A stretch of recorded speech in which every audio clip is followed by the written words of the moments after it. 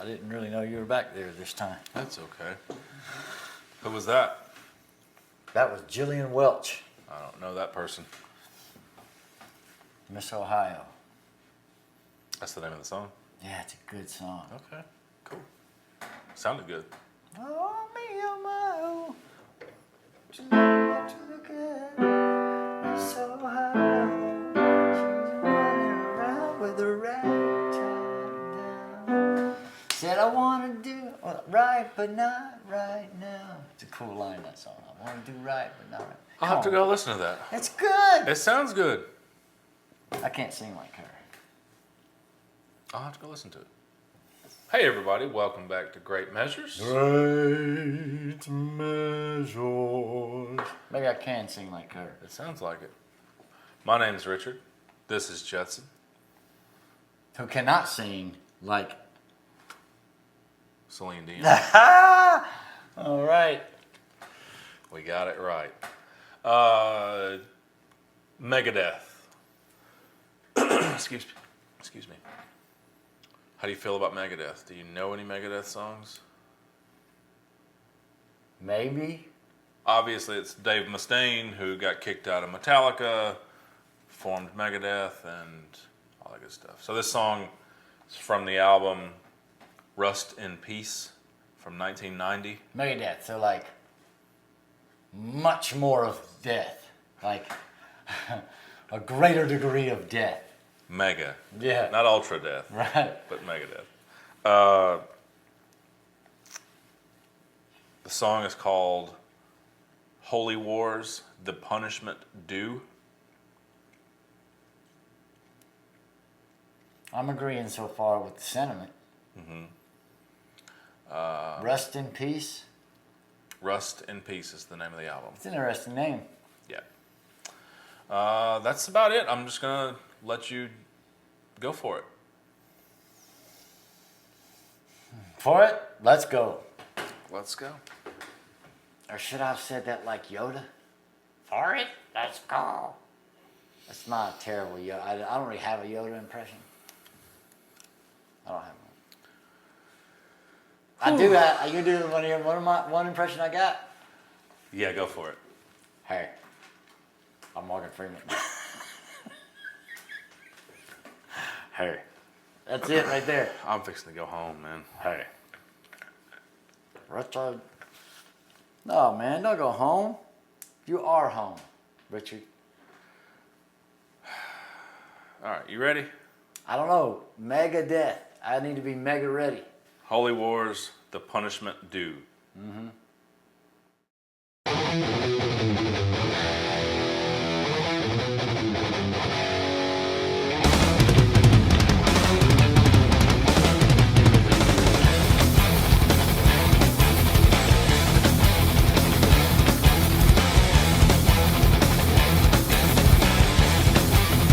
You can start it over if you want. I was going to say, I think I like.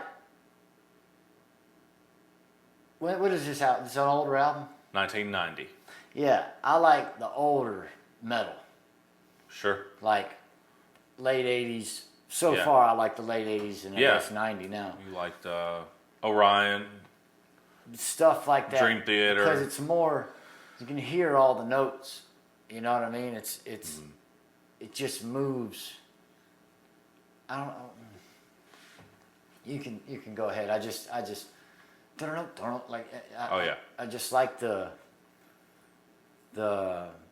more explicit, or not explicit, but it's clearer to me. Yeah. The music is clear to me in the notes and the. Sure. It's more. I mean, I think it's just more dope, man. All right, we'll start it over.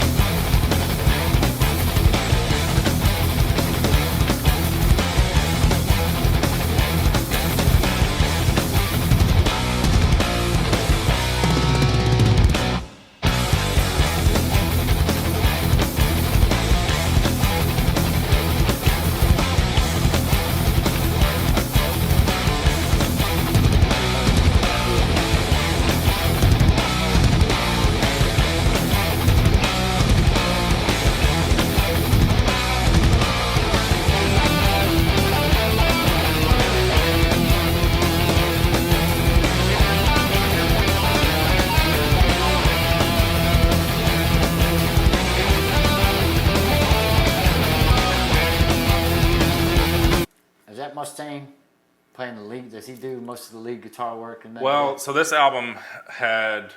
Do you know who Marty Friedman is?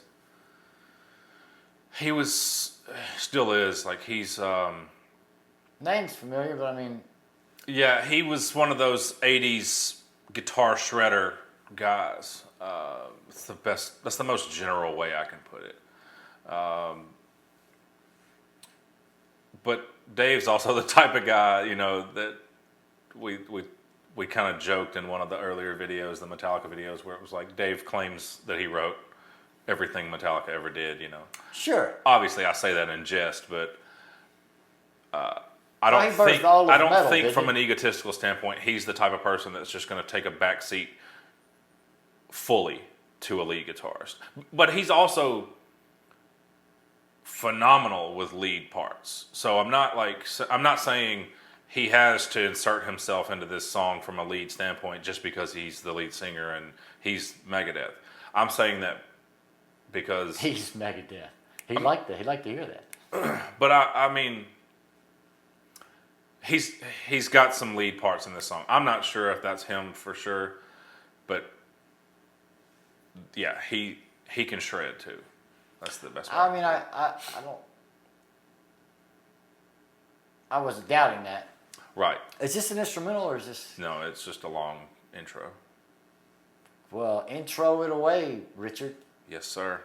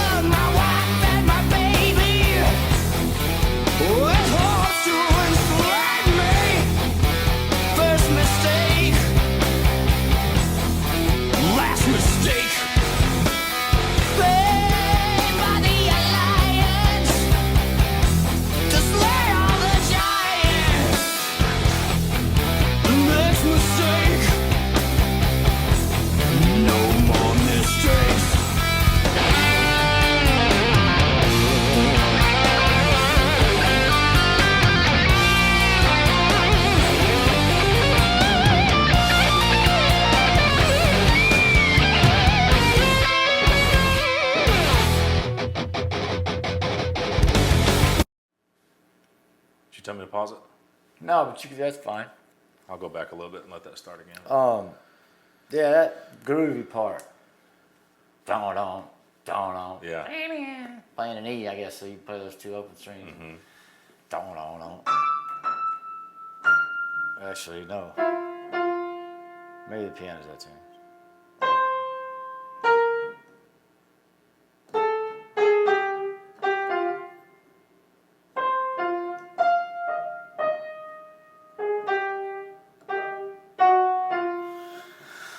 It's just a cool thing to do and to have that space. You can tell that there's 4 guys playing in the band. Yeah.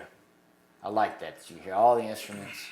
You know what everybody's doing. They're all doing something relatively different to an extent, you know. Sure. They play together, but most impressive. Bless you. The most Thanks. impressive thing about it to me, and always has been about Dave Mustaine, is what he plays while he's singing. yeah. Like that's incredible. Well, it's creative. You know, like it. I don't think that'd be too hard to play technically on the guitar. I'm talking about the verses, the faster paced, where you're hearing the dun dun, but in between those, he's tremolo picking the open string, like, Right. and it's the same rhythm every time while he's singing. I don't know. To me, it's just Well, if they're in the same rhythm, it's not as difficult as you think. It's when they're off the rhythm, like right. which that thing. I don't know that groovy part. I just like it so much when old metal is playing at a faster tempo and then they half up the beat. Mm-hmm. To me, that's just so cool. Yeah. Like, I mean, I could just, Yeah. you know, like when that happens, like it's just so funky to me. It's kind of funky, for me. It's just Sure. like Yeah. just mean and funky.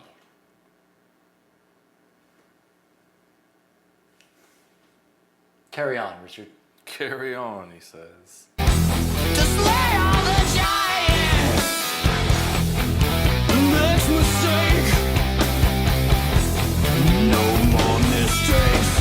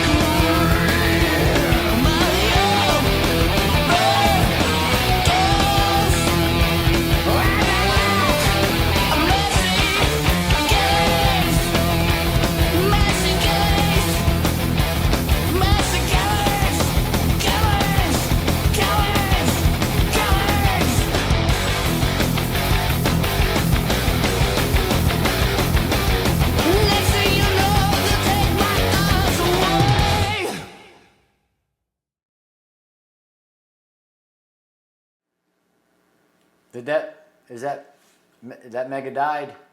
It's over? That song is Megadeth. That song is Mega dead. otherwise known as Completed.